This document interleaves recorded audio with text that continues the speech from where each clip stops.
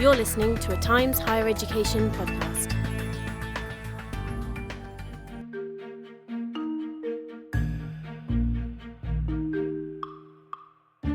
Hi, welcome to the Campus Podcast with me, Miranda Prynne, editor of Campus.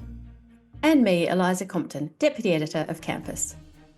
Today we are learning about AI. I must admit to being a little intimidated by this topic because it's just so huge and fast changing.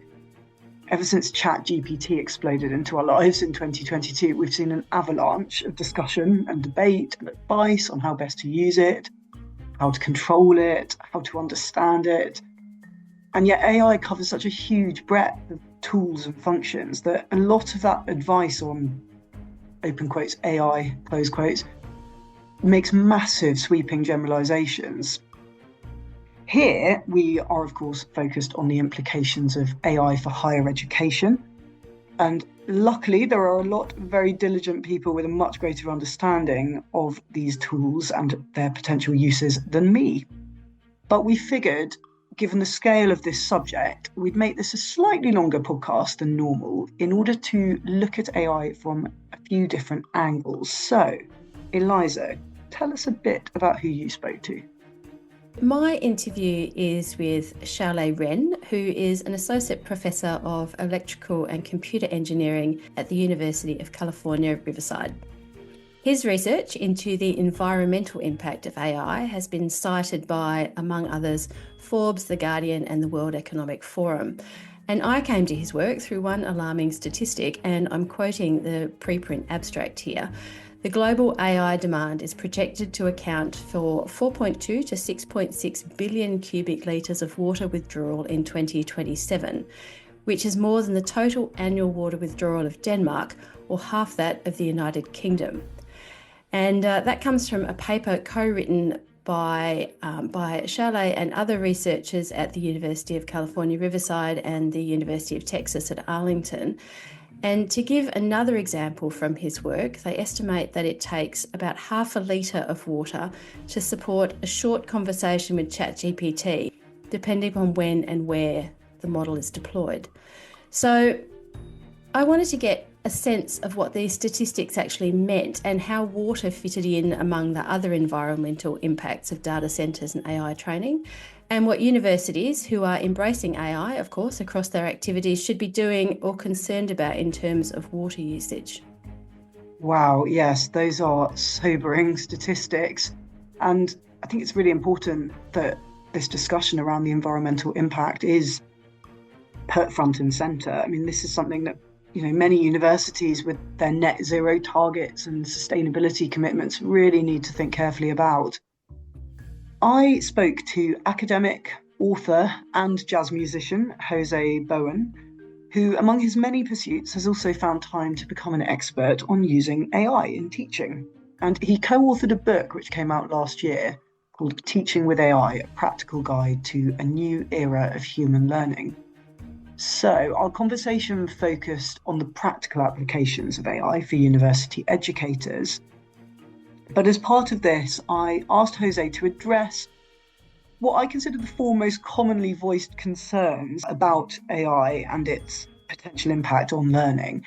And as you'll hear, he didn't try and deny the inevitable challenges that AI poses, but he does outline some really useful ways these tools can be used to support learning. Finally, you can hear from the UK's first pro-vice-chancellor for AI, Shushma Patel of Montfort University, who is a computer scientist by training.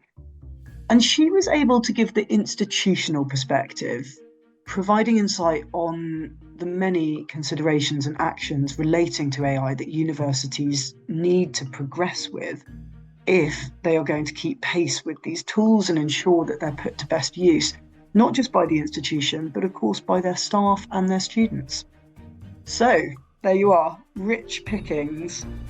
Eliza, let's start with your conversation.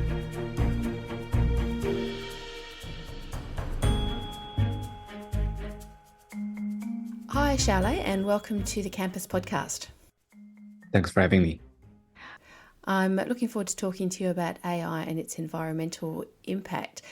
We've done quite a lot of resources on campus about using AI in higher education, so for research, but a lot for teaching. And there's been quite a few articles being concerned about its effect on academic integrity, but far fewer about its environmental impact. So to start off our conversation, I would like to know how AI does affect the environment. Sure. So, in general, AI affects the environment in different ways. Let's start with the negative side. Um, AI uses a lot of energy because it just needs so much computation to produce the output, and this energy will have some implications, including the carbon emission, the water consumption, and also some emission of the air pollutants. So this carbon emission, of course, has this long-term climate change, and water consumption might exacerbate the local water stresses, and the air pollution, such as PM 2.5, sulfur dioxide, can directly affect the people's health, such as the asthma and lung cancer and heart attack.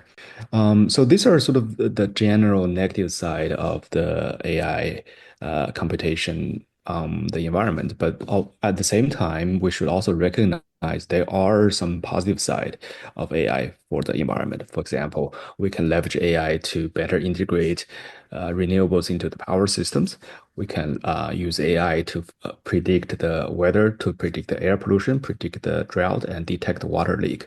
So overall, these are, AI has both positive and negative sides, and we should have a comprehensive cost benefit analysis before we decide what type of AI model we should use. Yeah, absolutely. You have been doing a lot of research into this area, and I wanted to know what it was that started you down the path of investigating the water use of AI. I think you've been researching this for about a decade, is that right? That's correct. So I started to publish my first paper on AI, not AI, on data center water back in 2013. And that was sort of my first year after my graduation from UCLA. The reason I started working on those topic was I think it's at that time everybody was working on the carbon emission, which was, of course, very important for the climate change. But I believe that the environmental impact is not just limited to this carbon. And if you ask me the reason why I started to particularly focus on water, I guess it could be because of my childhood experience. I spent a few years in a small town when I was a little boy, and we had water access just for half an hour each day. So we had to learn how to use water wisely and save every drop of water. And I would say that might be the reason that I'm sort of when I saw the water footprint of computing, I was so passionate about this topic, and then I started my journey along the computing's water footprint. Is there any particular aspect of AI that has been more impactful for you, or more an aspect that is perhaps more fragile that we should be really paying attention to? In general, those large generative AI models like large language models or image generative models have more resource consumption than those more domain-specific models. Because AI is a very general umbrella term. It can refer to like chat box, um, and also includes models for, say, predicting the weather or estimating the housing price. And even for recommending videos on YouTube, those are typically using AI models as well. So this AI model is very general, and not every model is resource intensive. This is water intensive. So there are a lot of small models which are having tremendous benefits, but they are not using that much resource compared to large generative models. But even for these larger generative models, in the last couple of years, we've seen dramatic improvement in terms of the efficiency, such as the recent DeepSeek model. They are using like uh, fewer resources than their competitors by by by orders of magnitude. So I think that's a very significant improvement in the efficiency. And anticipate that in the future we're going to see more and continued improvement along this space. Now, your preprint, I believe, came out last year, is that right? And it's due to be published. Have I got those dates right? It was first posted as an archive preprint online in April 2023, so almost 2 years ago. Hmm.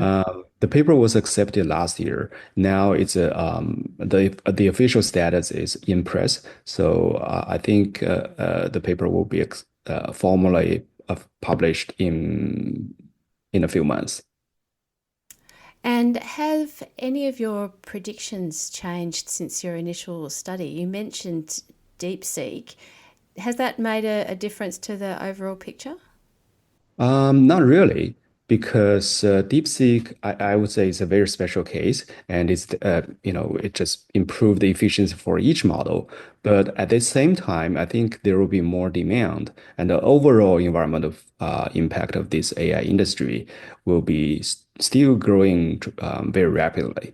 And I think the change compared to my earlier estimate is that the water consumption overall will be even higher than my earlier estimate.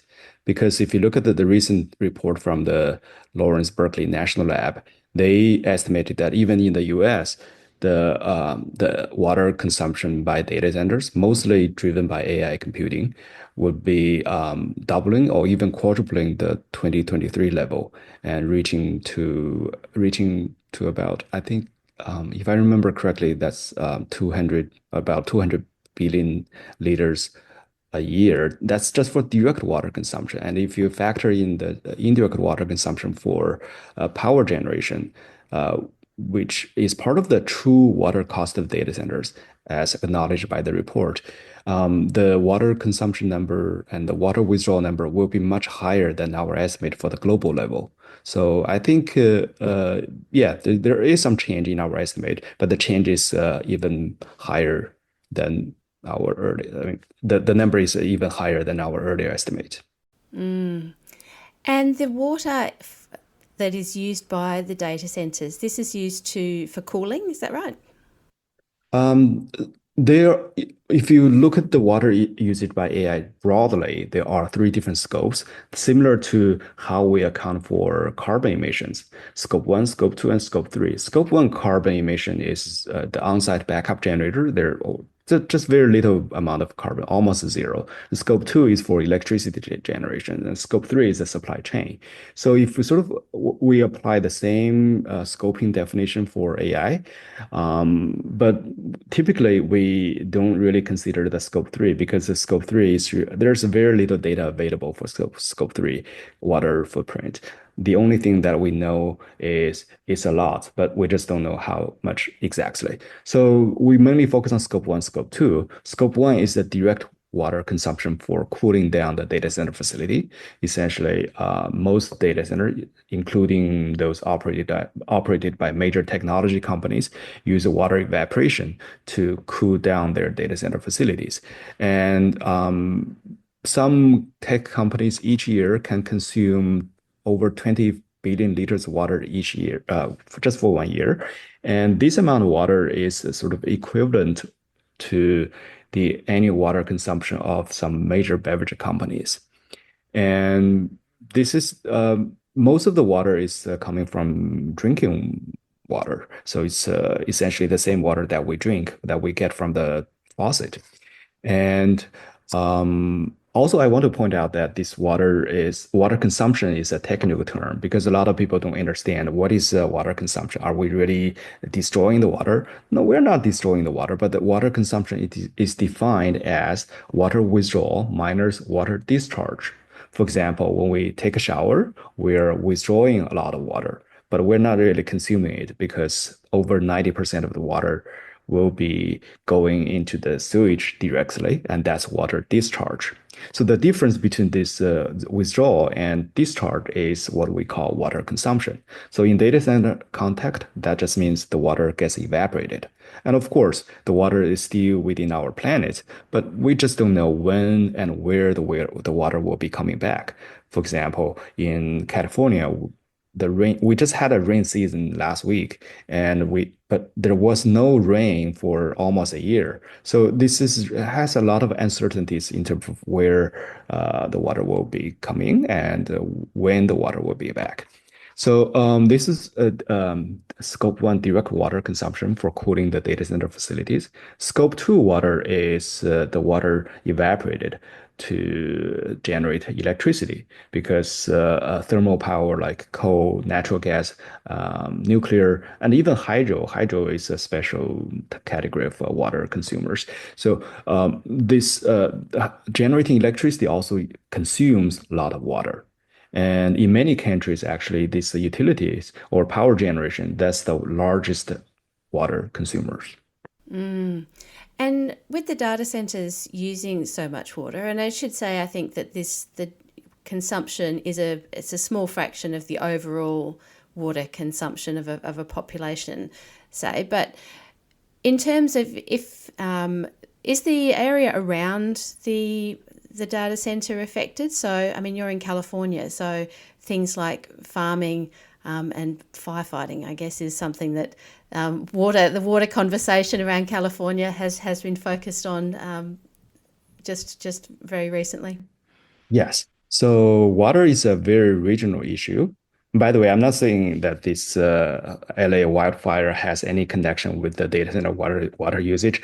Yeah, water is a regional resource in California, in Arizona, in Spain, in Chile, Uruguay. So we can't really get water. It's really hard to get water from elsewhere. And if you have a if you have a drought in a certain region, um, that's why we need to look at these climate conscious water cooling systems for data centers. And if you are in Arizona, it probably is not a good idea to use water, even though many data centers in Arizona are still using water evaporation. Actually, they are using cooling towers to evaporate water 24/7. And that's kind of scary. It's yeah, I would say they should definitely try out some other techniques to cool down the data center cool down the data center facilities, and and also even though we have a lot of overall we have a lot of water in the nature, the water has the different categories, has different colors. The water used for agriculture is mostly green water. That's the water contained in the soil and is only usable for plants. It's not directly usable for humans. And data center water, even though you include the scope 2 water to reflect the true cost of water for data centers, this water is mostly blue water. It's the water from the rivers, from the lakes, from the ground water sources. And this water is directly usable for human. And so we just cannot mix this different type of water together. Well, certainly there's so many things to consider with this issue. Is there anything that universities should be looking at in terms of research, teaching, or administration with regards to how they manage AI, given the environmental impact of the technology? I think we shouldn't panic about the environmental impact of AI. Everything that we do has some environmental impacts. We just need to be careful about the impact. We should have a more comprehensive cost benefit analysis because if you pay for something, if you pay for the cloud usage, AI model usage, you know that's the cost. But the environmental cost is more of the negative externalities. It's a cost shared by everybody in the world or everybody in your communities if you are talking about this air pollution or water issues. So this is the cost that we're not paying for them directly. So we have but we need to be mindful of those costs because eventually we're paying for that. It's just shared by all of us. So I think if we know this both direct cost and indirect cost, people can make informed decision in a better way and in a more responsible way. And also in the education sector, I think most of the model they use are actually small models. So probably we don't have to worry about the environmental impact that much. It's unless you abuse the usage. So that's one thing. And on the other hand, even though some teachers, students are using larger language models, like GPT models, and those models, I think the model developers are doing something on their end to reduce reduce the environmental impact as well. So but unfortunately, we're not aware of the actual impact because they're not so transparent in that sense. So still, um, the improvement in the efficiency is getting better and better for even for those large language models. But generally, we don't have to panic. It just yeah, let's use it for good purposes. Okay, so responsible use is the way forward rather than panic. Well, that seems like a positive note for us to end on there, Chalet. So thank you so much for your time this afternoon or this morning for you coming from California. Thank you very much for joining us on the podcast. My pleasure. Thanks for having me.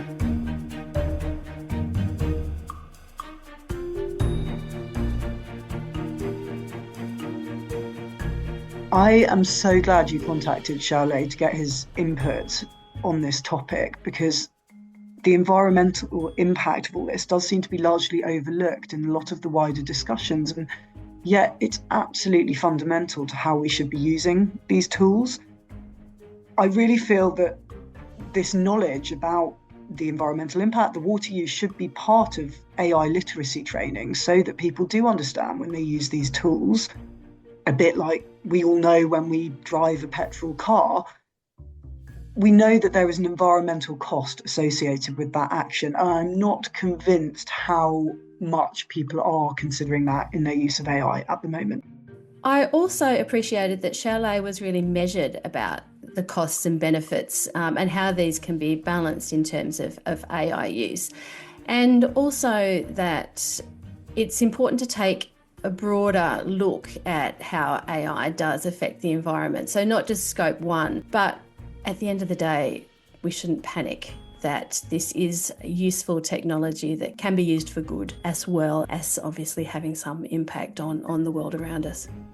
Yes, you're right. He did. He gave a very balanced view, and actually in many ways it was quite reassuring to hear that.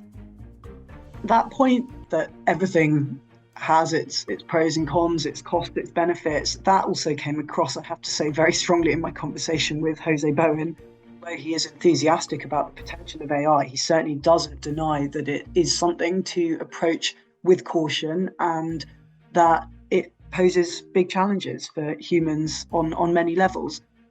But I think anyone listening to this will also come away with some very useful practical takeaways. So let's hear from Jose.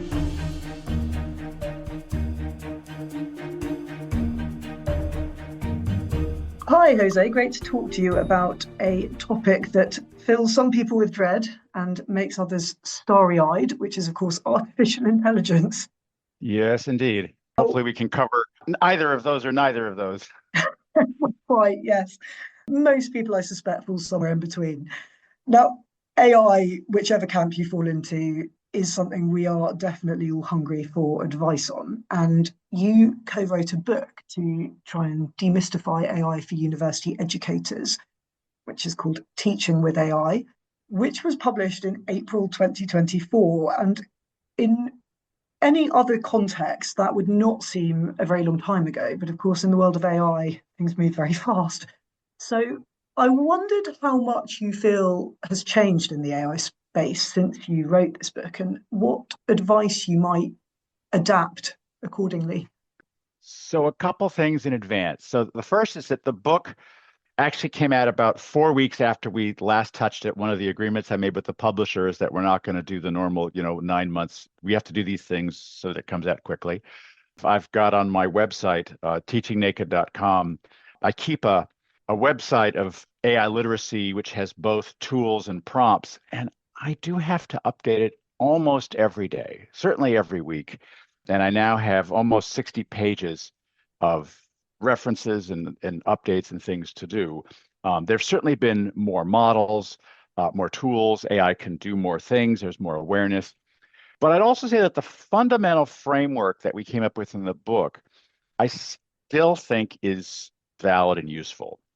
And that framework is that there are really three big things we have to think about, or ways to think about AI. One is that AI is already changing work. But more importantly for academics is that it's changing human thinking. But this isn't the first time that's happened, right? So my example is a map, that when I show you a map, it changes the way that you think, that a map is a cognitive technology. But if I take the map away from you, you still think differently. It's made you smarter in a way. But if I show you GPS and I bring that into your life, and then I take the GPS away someday or it goes down, you're just lost, right? So the GPS makes you dumber in the same way that an abacus makes you smarter and a calculator doesn't.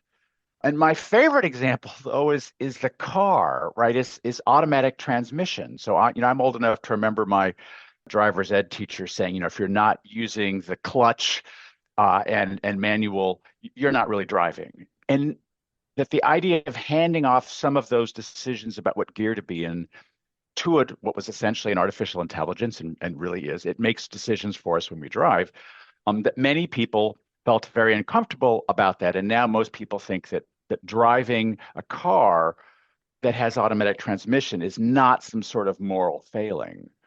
So we don't yet know what kind of cognitive artifact AI is going to be, but it is changing human thinking in the same way that the phone now means I don't remember my wife's phone number. So that's number one, is how is AI going to change thinking? Where do we want to preserve what we should do, and where do we want to allow for cognitive offloading? That's a big question, and that's going to remain. The second big question is that AI is going to change average, right? That even if you don't think AI does very good work in your field or it can't do something, that's okay. But the work that it can do means that human equivalent work is now devalued, right? Your students are not going to get jobs doing work that AI can do. So if they can only write as well or code as well as the current AI or the future AI, they're going to be in trouble. So we have to raise standards. We have to rethink what the bar is for all work, but student work too. And finally, I'd argue that the framing of creativity is still valid, that AI is going to make us all more creative, which we may or may not want, but it's a tool that enables creativity in unparalleled ways. And the reason for that is a little counterintuitive, right? AI hallucinates. That is a bug in some context, but it's also a feature in others, right? AI doesn't just repeat what it already has heard on the internet. It puts things together in new ways that no one has ever done. And it does so in a way that's socially uninhibited, right? I say the fact that, we are all socially inhibited. We don't say everything that comes into our head. And you know this because you've been to a faculty meeting, right? You've self-edited. So AI doesn't self-edit generally as well, but that's useful in some contexts. So what do you call a human who hallucinates? An artist, right? Somebody who makes stuff up, who puts things together in new combinations. And AI is also going to be a quantity generator, right? If you want 50 ideas or 500 new ideas for how to introduce a topic to class, or 10 ways to make your syllabus more inclusive, or whatever, AI is a really, really good tool for that. So while the tools are changing, I think the framework that AI is going to change human thinking, that AI is going to change average, and that AI is going to change creativity, which is the framework for this book, I think that remains. And I think those are going to remain fundamental questions for all teachers and for all humans. Yeah, as we said at the start, depending on the perspective at which you're coming at AI, you may be incredibly excited about the potential of it or terrified. And everything you've outlined there, these are all nuanced things, but of course with great potential to enhance learning and enhance humans' ability to get things done. I mean, one thing that strikes me when you talk about the fact that it is a quantity generator, no one really ever has to suffer the whole blank page syndrome ever again. You will always be able to find a spark to get your ideas flowing. Yeah, absolutely. And so it's a great tool, but it's also, what will it do to human creativity? Will it make us all less able to deal with the blank page? And so all of those things need to stay in our mind. We should not be awed, and we should not forget to be scared, but it has to be both at the same time, which is hard. Yes, and that's where the job of university educators, for example, is trying to navigate through this extremely complex maze that AI presents. As you say, a huge amount of it comes down to how people are going to use it. So I am keen to run through some of the more predominant concerns that I hear repeatedly pointed out and written about across the higher education sector, just to get your take on them and perhaps some top level advice in how a lecturer or university tutor might deal with the challenge in question. So let me give a slight preamble and let you do Yeah, that. So do. my preamble is that the list of concerns, hallucinations, bias, ethics, cheating, that list of concerns sounds very much like the list of concerns that we had about Wikipedia and about the internet. And so I think there are two things as academics we have to think of. One is, this is going to change what we do in the same way that the internet changed research and teaching. Absolutely. On the other hand, we've been here before, right? We are not unaccustomed to new tools like this, again, like Wikipedia and the internet, challenging the ways that we were doing things and having to help students adjust to this new world. So, I know it's a very academic answer, but it depends. It has to be both and. So go ahead with your list. That's very useful context for what we are about to run through. You touched on some of the key areas there. So, number one, students can use AI to complete their work, which means they won't learn anything. Well, that's absolutely true, but students are going to do it anyway. We don't have any way to totally prevent that, and unless we're going to lock them into rooms and invigilate and give them vivas only. So, but the other context for this is that what we call cheating, business calls progress. So if we don't also teach students how to do their work in appropriate circumstances with AI, they will have a disadvantage against other students when they go into the workplace. A student came to me and said she had graduated with a degree in business communication, got a job, was doing very well, but the boss came to her after about 6 weeks and said, "So your writing is good, but you're the slowest one in the team. And so I'd like you to take a night class in business communication so you can learn how to use AI so that you can catch up with everybody else, just to make your work better and faster, because you can use AI to, to test ideas against a different audience, not just the way that you think, but the way someone from another political party or another demographic thinks. And so I'd like you to learn how to use AI." So she goes to the class, and the first day the professor says AI is cheating. And she comes back to the boss and says, "I'm confused." So I think students are confused, and the primary job for faculty and academics is to think about, what is it I still need to teach? What is it I can teach less? And what is it I can teach differently? And while the calculator is not a perfect metaphor or example, it is similar, because the calculator didn't make us stop teaching math. It didn't make us stop teaching addition, but it did largely end the teaching of long division the way that it was taught. We teach much less of that. We don't require students to add up long columns of sums for months at a time like I did. But we also have to think about, when do I introduce the calculator? Because we know that there is no accountant anywhere that doesn't use spreadsheets and calculators. But we also know that accountants need to know math. So it made us think about our pedagogy in new ways.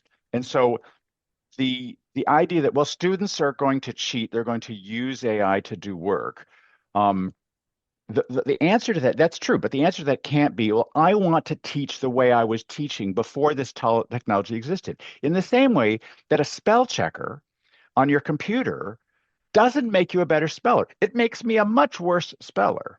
But it also makes me think about, well, how would I teach spelling? How do I grade spelling? Do I make students look things up in a dictionary when they won't do that at work? So it raises new questions, but it doesn't raise the question, how do I keep doing what I was doing so that students have to do work the old-fashioned way? It has to be more nuanced and more subtle than that. So if you don't know, right, so not only can students use an AI to write their essays, they can now use OpenAI's operator to write their essay in a Google document at human pace, making mistakes and then correcting them so that it's impossible to detect. Detectors are not going to ever detect that. And the other is you can now put an extension in your browser to answer online quizzes. So anybody who teaches online and does online evaluations, that's now a fully hackable system. And you should do it yourself because it's very simple to do. It's undetectable. And even if you're walking around the room and vigilating, you're not going to notice unless you see the student not typing, right? Student puts his hands over the keys and the answer will pop in automatically. So there are absolutely all sorts of new challenges, but detectors are not reliable enough to be the answer, and they're hackable too. And of course, it's changing so fast that it's impossible really to keep pace with the new functions that the AI tools are accruing. The one thing that strikes me as well, just on the point that there's a worry around the fact students won't learn. I mean, a lot of what you said there points to that they will learn, but it's about what they learn, because what they learned previously may not be relevant anymore and they need to learn new things. And if what they did learn, what they used to learn is still relevant, we just have to think of new ways to teach it and assess it. And again, AI opens as many doors as it closes. So instead of saying to students, okay, I need you to read the chapter and do these problem sets, I can create a custom bot and I have one on my website for chemical bonds in organic chemistry, for example. And so it says, ask the students a few questions, what they know. Here is the chapter that they should know or should have read, and talk to them to help them learn this material, help them get unstuck, create new problems for them. And when they've reached this level of mastery, then give them a pass, give them a grade, whatever. And so that's a much harder thing to do. It's harder to cheat in that environment. It's a new way of learning. It's self-paced, which, by the way, is how video games became so popular, because video games adjust to the level of every player. If it's too hard, it gets easy. If it's too easy, it gets hard. Video game designers call that pleasantly frustrating. And that has been impossible for classroom teachers, because if you've got more than 2 students, you must teach to the middle. You can't teach individually to 3, 4, and certainly not, 20 or 500 students at once.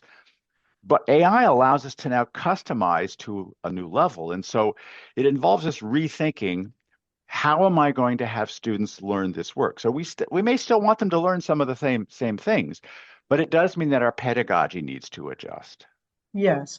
The next key concern that I was going to throw out was students will use AI to cheat.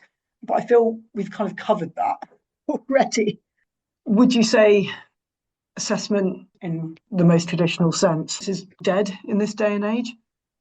So I think there is still room for traditional assessment, right? There are lots of things that we are going to want to know in a locked room without any access to technology. What is a student going to be able to do? How do they think? What are they going to be able to know? But online assessment is not going to work in the way it's worked previously. And if you don't believe me, just Google, how do I use AI to cheat? How do I use how do I beat an AI detector? Any sort of, thing that you think a student might try, right? Go try that. And you'll get a list of things. Here are the ways you do. Here's a video on how to beat this learning management system or this online testing, right? There's all sorts of videos and tools for students to learn how to do that. So yeah. I do think that there are times for traditional assessment, and there certainly are times when you want to know how students think and what they're capable of. But I also think there are lots of new ways to use AI itself to create individual scenarios, right? can customize. So one of the things I can do is I can have AI customize the exam for every student.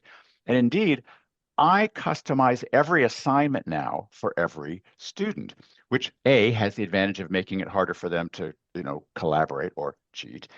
But it also makes it more motivating and makes it more likely for them to do the work. So on the first day, I ask students, give me an alias so I don't have to put your name into the AI, but tell me what inspires you to do your best work. What motivates you? What's your favorite sports team? What's your favorite music? Tell me something about your cultural background. What do you want to do when you graduate? And then I take my assignment or my problem set and I feed it into the AI and I say, I want you to customize this problem set or this assignment to increase motivation of each individual student by using examples and techniques that they will find relevant. Because the truth is, nobody really cares about train A leaving the station 20 miles an hour when train B, right? Nobody really cares about that problem unless you want to be a train scheduler. But if I turn that into, labor is registering 20 voters an hour and the Tories are registering 30 voters an hour, how much, right? All of a sudden, the student who's interested in politics is more motivated, and the research shows us they will do more of the work. So AI is a problem, but it also creates its own solution where it allows us to have customized problems, customized assessments, customized bots that students will individually click on a link and do some work within an AI. So it's not all gloom and doom. Just the traditional things we do sometimes don't work anymore. But that's okay. Things do have to change.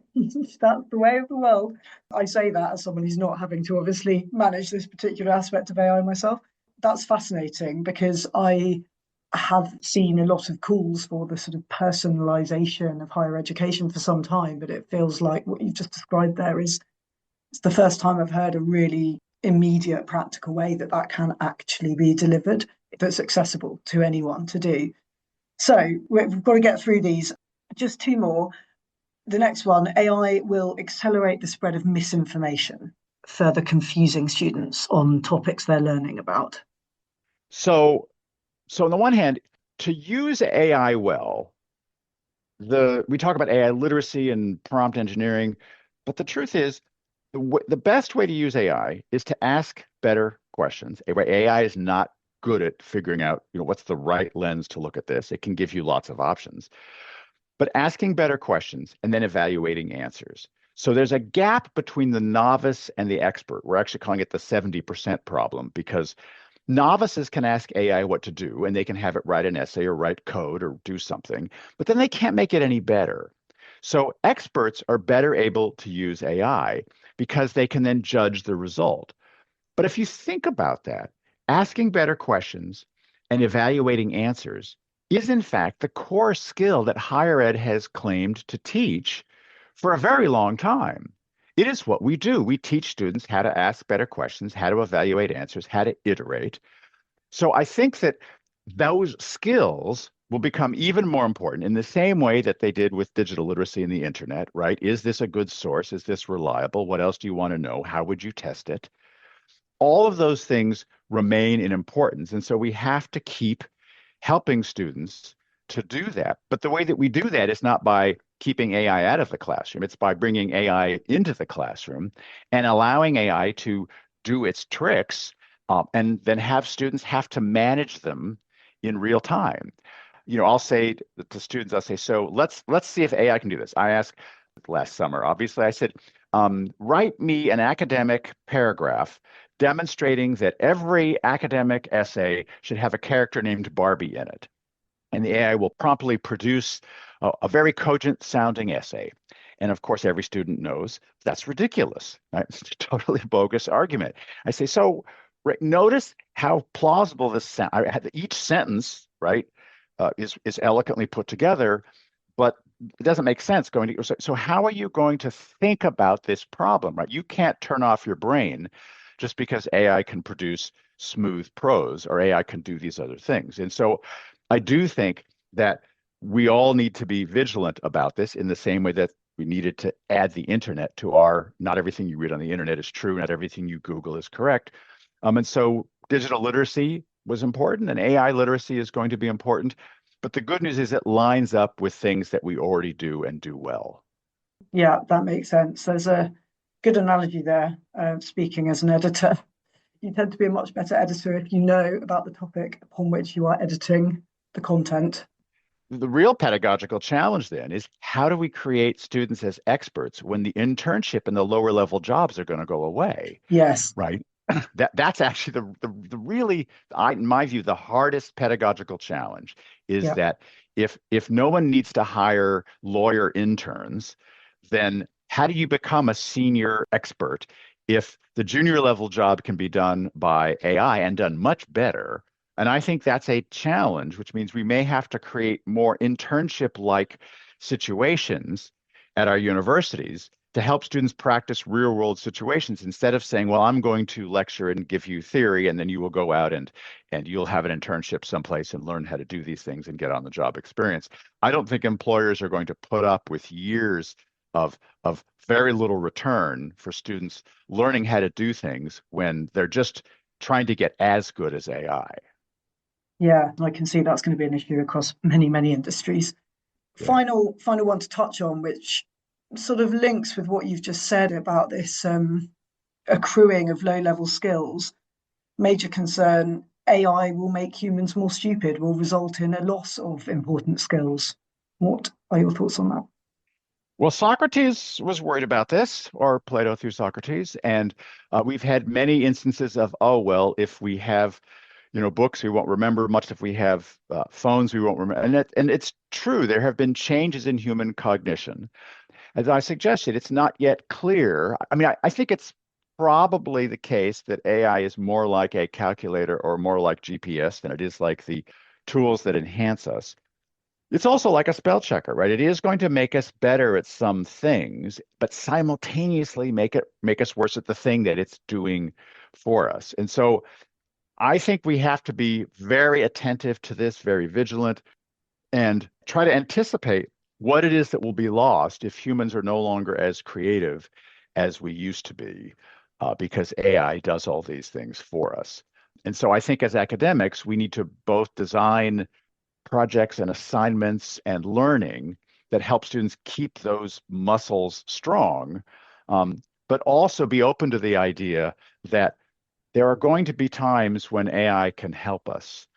So I teach a lot where I will have students struggle. I teach, creativity and design thinking. And so I'll say, okay, we need to come up with, 50 new product ideas or 50 new ways to do this thing. And I give them some human tools. Well, think about what you could subtract. Think about what you could combine. Let's do more Post-it notes. Think about crazy. And then after they've struggled and struggled and struggled and they're stuck, then I say, well, suppose we ask AI for 50 new ideas. Could that help you get unstuck? And so what I'm trying to do is to both use AI and not have them only rely on that. But I fear that when they go get a job and their boss says, I need 10 new product ideas by Wednesday, the first thing they will do, because it is the most efficient thing, is ask an AI for 100 new ideas. They will still have to test those ideas to iterate, to figure out which ones are the best, which ones are viable, which ones people will like, all of which you can also do with the aid of AI. But I do think that it's such a powerful tool there that in the same way that very few of us go traipsing to the library when we want to look up something, when we know the answer is on Wikipedia or Google or now Storm, which is a new AI tool from Stanford that creates Wikipedia-like pages, but also adjusts them based upon our disciplinary interests. So if I ask it a question, I can say, it'll give me a Wikipedia page. And I go, well, make this more like a political scientist or less like a chemist or whatever. I can, right? It thinks in disciplinary ways. It's very useful. And it's also at my fingertips. So as AI is able to do more of the tools that we used to do in research, we'll have to make sure that we don't outsource some of that thinking, because it turns out, we already have a study about this, AI allowed chemists to come up with many more ideas and patents and new products, but it also reduced their job satisfaction significantly, because evaluating new ideas isn't as much fun as creating new ideas. I don't have a solution for that, but I think we can see both the problems and the benefits, and we just have to keep both in mind as we go forward. Yes, and it would be remarkable if you did have a solution, because I'm not sure that anyone does at this stage. But you're right, I guess it is about careful consideration. And on the point of loss of skills, I heard an expert in AI talking about the fact we need to focus on preserving the skills that we think really matter. So he used the example of the dishwasher and said, I don't think anyone who has a dishwasher is too worried that their skill in washing dishes might not be quite as honed as it used to be. But what it's done is free them up to maybe focus on other things where they want to actually use their energy rather than spending an hour doing the dishes in the evening. So there's always two sides to it. It's tricky because I do think that right, the phone numbers that I mentioned, right? So on the one hand, I don't need to remember all those phone numbers, but is there another cognitive effect to the fact that my memory doesn't work as well, or doesn't need to work as well as it used to, which is more problematic than the dishwasher example, but yes. Yes, the dishwasher example is fairly black and white. And of course, that most of these things are a lot more complex. Now, looking at your academic background, you are a living embodiment of interdisciplinarity, really. You studied chemistry, you've lectured in music, history, you've founded and led performing arts centres. I know you are also a professional jazz pianist alongside your academic career. So I just wondered, where does your interest in AI fit into all this?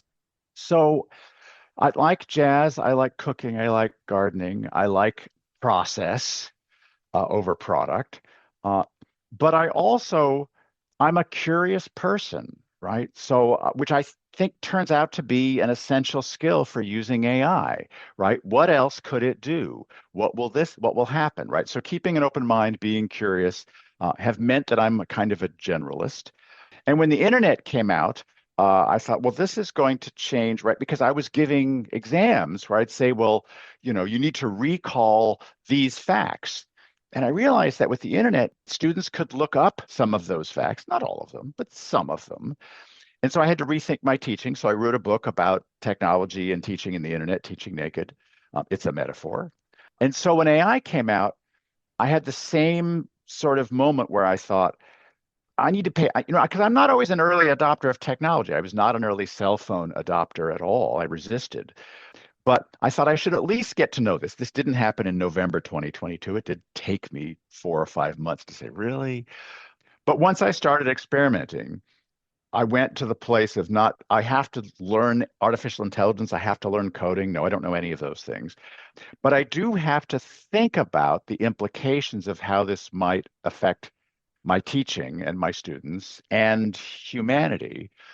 And so, those are the interests, and it's a winding path, but I think that's precisely the sort of skill that makes a person like me useful when we end up with a disruption like this, is that I'm willing to say, what else could I do, and not just be trapped in the fear. And so to finish, what would you say are the most important skills that students need to learn now? I'm going to stick with asking better questions and evaluating answers. I think that students need that curiosity to be able to say, what else could I do? I often say to both students and faculty who are skeptical, I say, try to get it to do something you don't think it can do, right? I want you to search the web. And now with reasoning models, right, the last month has really changed things, because now I don't have to articulate the steps. We used to call this chain of thought reasoning. I used to have to say, well, do this, then do that, then do this. And now I can say, I want you to search the internet for academic articles, and I want you to research this controversy, and I want you to come up with a summary of the literature on either side, and what are the major issues. And it can do graduate level work for that sort of thing. I can ask it to go to my university website and try to find my department, but do it as an 18-year-old looking at colleges. And then I want you to go to all of the competition, do the same thing, and tell me who has a better website and give me 10 ways to make mine better. I can give it more complicated tasks, but I would argue that the value that I have added is that I thought of that question. Right? I thought of the idea, could I customize all of my assessments or assignments for every student? could I create a bot? Right? I use tools like School AI or Boodlebox that allow me to create a custom bot, not just in, ChatGPT, what are called GPTs. But if I use one of these platforms, I can create a bot and then I send the students a link, but then I can see what they did, right? I can see all of their chats. So thinking of, well, could I combine the grading process with this? Could I use it to give feedback? Could I then change what I do?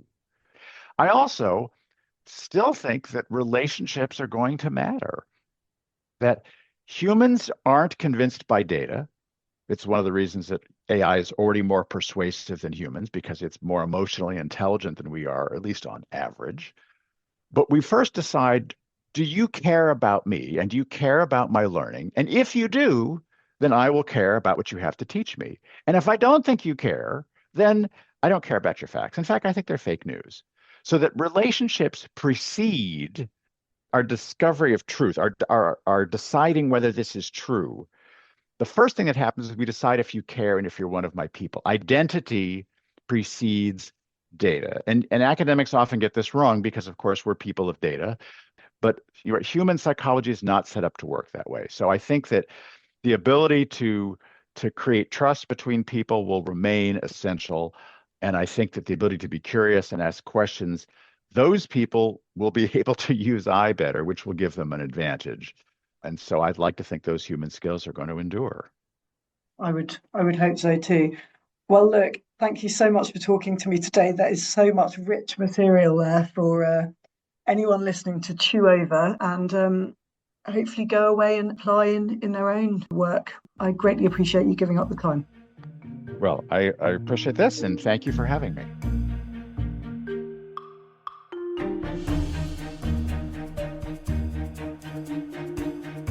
I really enjoyed that interview. I thought that it was a really clear-eyed way of talking about AI in teaching from someone who clearly has a lot of experience. I was most struck by the way that Jose described the way that it will change the way we measure thinking by shifting the idea of average, and also how students acquire and value literacy and numeracy skills.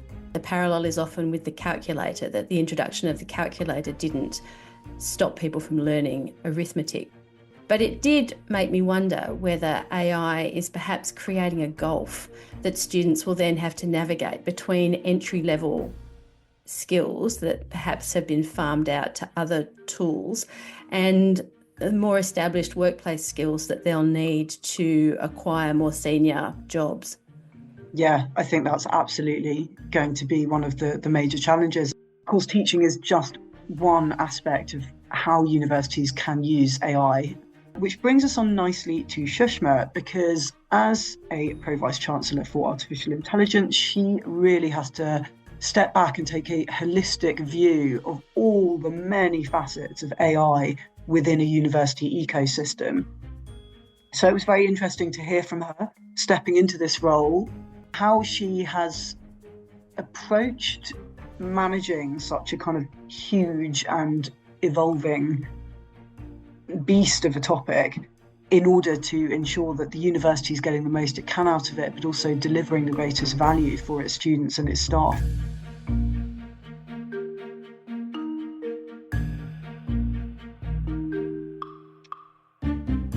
Hi, Shushma. Thanks for joining us on the podcast. Thank you very much. My pleasure. So you were appointed as the UK's first Pro-Vice-Chancellor for Artificial Intelligence last year. And since this is a completely new role, it presumably was a blank slate. So I'm interested in how you're shaping this role. So it was a blank slate, but we'd already started this journey around AI and digital transformation. So we've implemented a digital strategy and future pedagogies a couple of years ago. But as AI hit the mainstream across the world, there was the need to start focusing more on how we at the university would be using it more. So a clean slate in the sense that, how we were going to apply it, what impact it would have on staff and students. That's the element which was new to us. The other bits in terms of governance, etc., were very much already in train at the start of my role. So I appreciate there would have been a framework in place, but since this is a new role, what have been the most immediate priorities? So what I did was develop a framework that embraced our governance aspects. So 3 core pillars, and across those 3 pillars was the theme of sustainability. So the first one really focused around governance and embracing how we would use AI at DMU responsibly and ethically. So we focused around guidelines and policies and developing strategies for identifying and preventing misuse of AI and the ethical dilemmas of using AI. So both staff and students are aware of those ethical issues around biases, stereotypes, etc. We also focused on privacy, transparency, accountability, security, data aspects as well, so that we needed to ensure that we were as transparent as we can be about how AI may be used and how it could be used by both staff and students. At the same time, evaluating AI implementation, so understand the impact of using AI, knowing that the technology is evolving very rapidly, and understanding that what we're using now will change over time. So all of that was around that governance aspect, but included in that was some of the equity issues around AI, so paid versus open source tools, and the training that we would need for staff and students as well. The second pillar focused around everything that we do at the university. So in terms of education, research, innovation, and it was making sure that we develop the right skills for staff and students. So working together to understand what those are, developing the confidence in the use of AI technologies, looking at, so we're considering how we can embed AI into the curriculum within each program, each subject area, and ensuring that students can critique the use of AI within the context of what they're studying and the ethical use of AI as well, but also understand the limitations of its output. And that's not just for students, but it's for staff as well. So understand that what goes into the models, the large language models, determines the outputs as well. We're focusing on assessments. So within that pillar, it's, understanding where students can use AI, cannot use AI, or must use AI, and understanding how we can be a bit more creative with our assessments as well, to enable us to support our students in critical thinking, analysis, but at the same time, how we can design assessments to integrate AI into those assessments, and possibly looking at using AI as part of the learning outcomes for students so they understand how they're applied within the subjects that they're being taught. There's the AI literate graduate. Our students that graduated at the end of last academic year are already going into jobs where AI is prevalent. So we need to ensure that we've got the graduate attributes embedded within what we do. And then, of course, within that pillar is also a lot around AI detection tools, and the sector is awash with a lot of discussions around that, and understanding that not all of the tools are as reliable as we would like them to be, and to ensure that we support our staff to understand that a lot of the texts are already, out in the public domain, are already AI generated, and a lot of the information is not just text, but images, etc. So a lot of that information is increasingly AI generated. So how can we ensure that when we're looking at assessments and student outputs, that we understand what it is that we're looking for? And most importantly, I think, is not to be scared of AI. AI can be used for learning, but ensure that both staff and students understand that it's not instead of learning. So outline the benefits and limitations of AI technologies, but ensuring that we can limit the reliance of those technologies to replace learning, but it's there to support and complement learning. And then, of course, the final pillar, and a lot around this is already happening, is the training, AI literate staff, students and all stakeholders. So preparing everyone, as I've said, not just our graduates for an AI-driven workplace, but also to ensure that we understand how we can utilize artificial intelligence much more effectively in terms of productivity and efficiency. So it's not just for academic staff, it's for all staff. And it's how we can leverage the benefits of automation, etc., and especially in the student journey. So that's a framework which I've done. And then sustainability as that cross-cutting theme is really important for us. We are an academic innovation hub for SDG 11, so smart cities, etc. So it's really good for us to understand the impact. The technology is not just resource heavy in terms of computing power, but it's all those other natural resources. So that's the framework which we've developed, which embraces everything that we do within the university. Yeah, so really taking in that broad picture of all the different roles that AI can play across a university and the many different dimensions of it.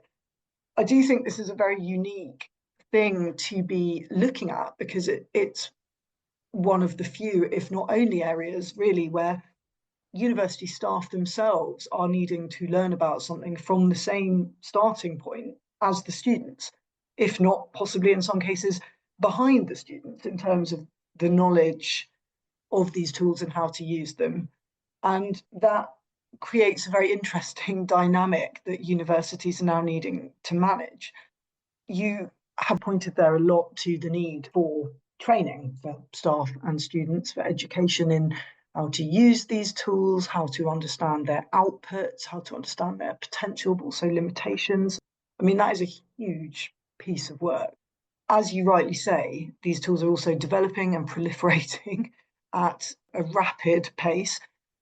So how can you and indeed others in universities keep abreast of all this? And how are you going about upskilling staff?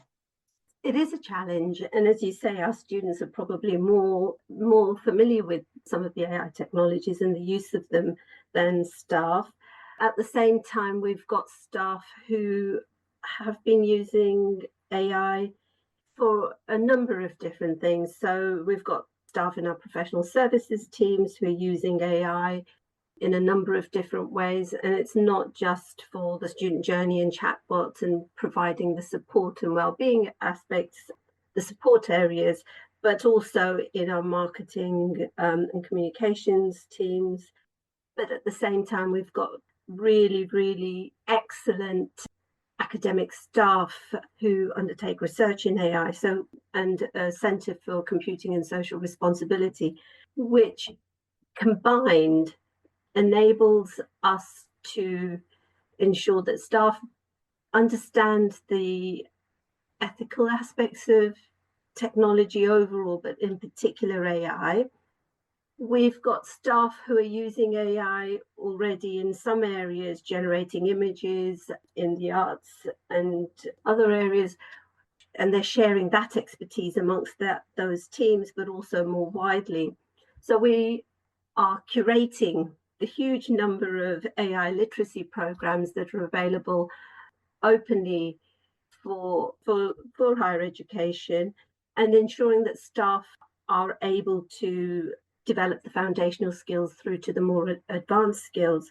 We recently launched an AI campus collective, bringing together staff and students from across the university to identify areas of expertise and share that good practice, identify areas where people are interested in developing their expertise, but also want to learn a bit more about what to do. So that's about harnessing the expertise that we already have across the university, sharing that, as well as the resources that we can curate. And it's really pleasing that so much of the sector is willing to share their resources. So it's about making sure that we enable that to happen. We provide training and support. We provide opportunities to share that practice. So not just through a campus collective, but also through our digital festivals, where staff can come and explore and learn how to and try out new technologies as well, specifically around AI. So there is a lot happening, and the challenge is not going to be how do we enable them, but how do we keep abreast of the evolving technology? And that's where, it's AI literacy is the training, but it's that knowledge sharing aspect, which is really important. And staff are welcoming that opportunity because we're learning from each other. We provide the more technical aspects through our academic staff who've got that technical expertise, and our professional services staff, but also the more applications of how to use some of the technologies as well.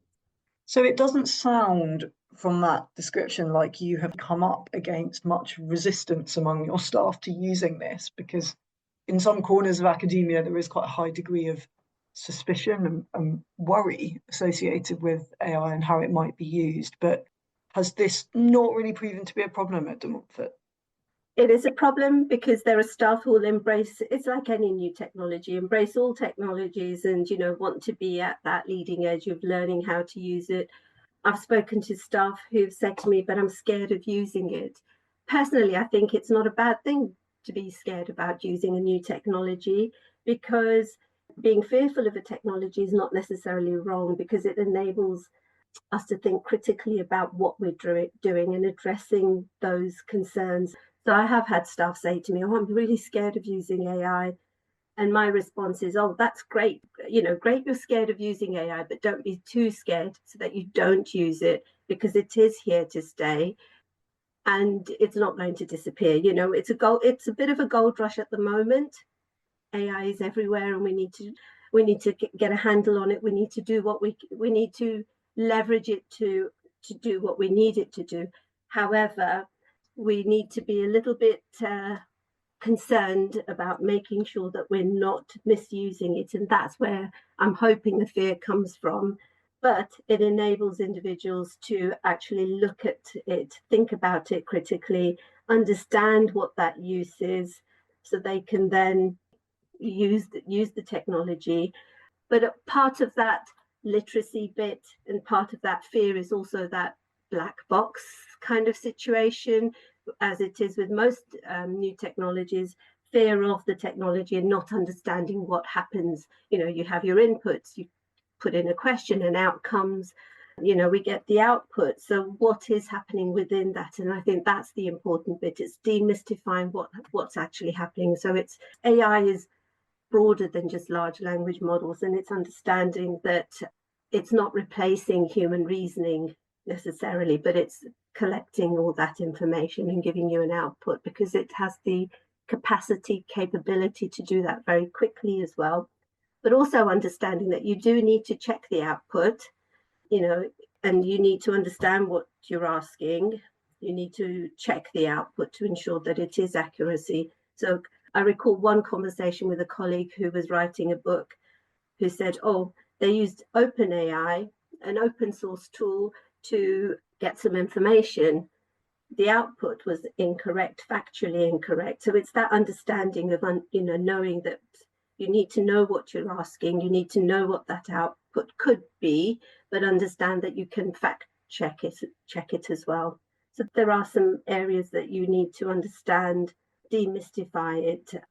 I remember early in my career, I was asked a question around electronic medical records and what do we think about electronic medical records. And I remember my response to that when I was being interviewed was, well, e-banking was that there was a lot of fear around e-banking, and look where we are now. And if we look at where we are now with electronic medical records, they're part and parcel of our lives.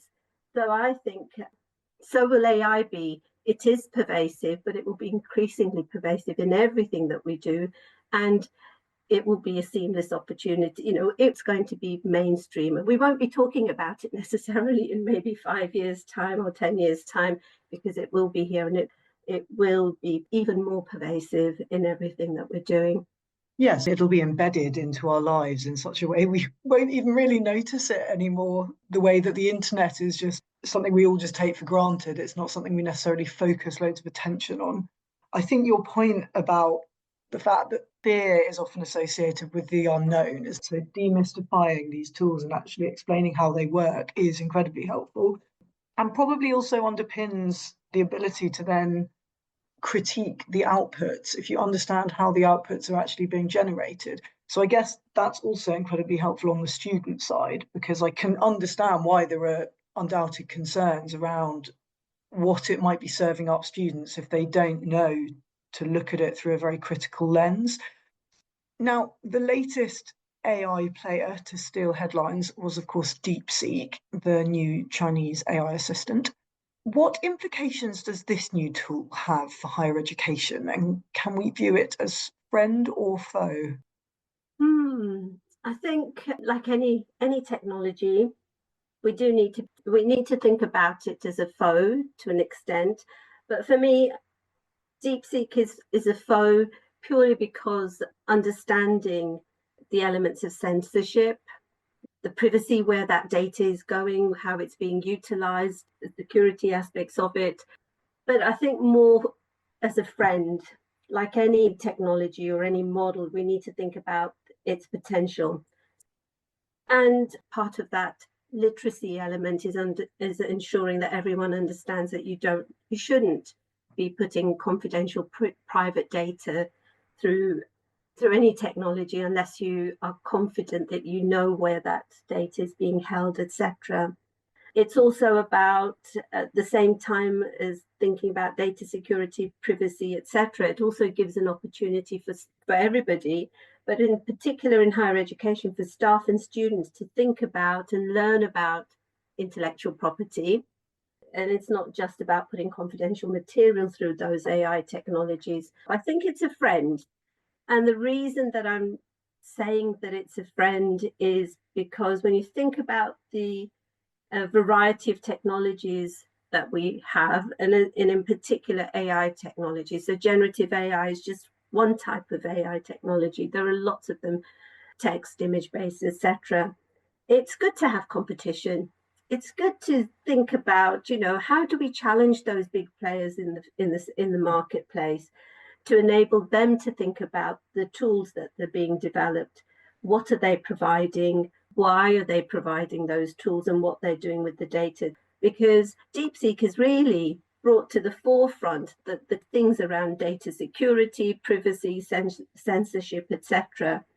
And it's remembering that there are customers at the end of these tools, and it's ensuring that in that marketplace, so not just in terms of AI, but in terms of all technologies, we need to think about those elements and think about it in terms of better outcomes for the consumer or the user.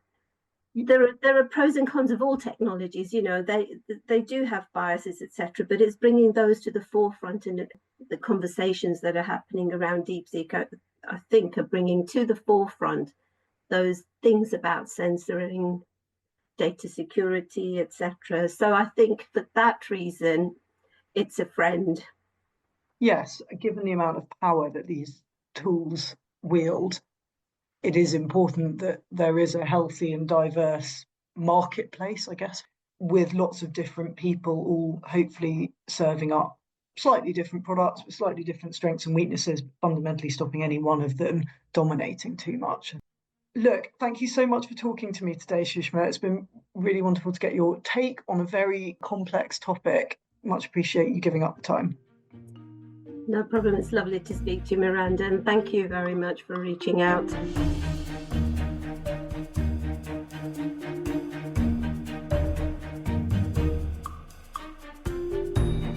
So I really liked how Shushma leads with the first thing that we addressed in this episode, actually, sustainability.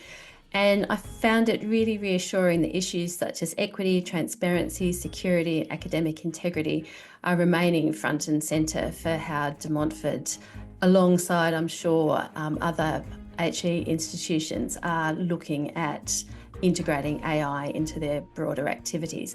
I have to say, though, that I don't envy the staff in having to keep pace with it all. Yes, and having to keep pace with the students, Yes. which is something I raised with Shushma. It's the only area, really, one would assume, where students may well actually have better knowledge than those teaching them.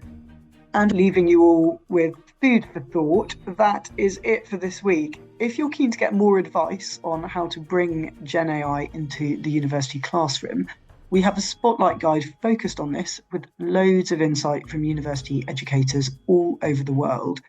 You'll find that at www.timeshighereducation.com/campus. If you enjoyed the podcast, please like and subscribe, and we'll be back with you in a couple of weeks. You're listening to a Times Higher Education podcast.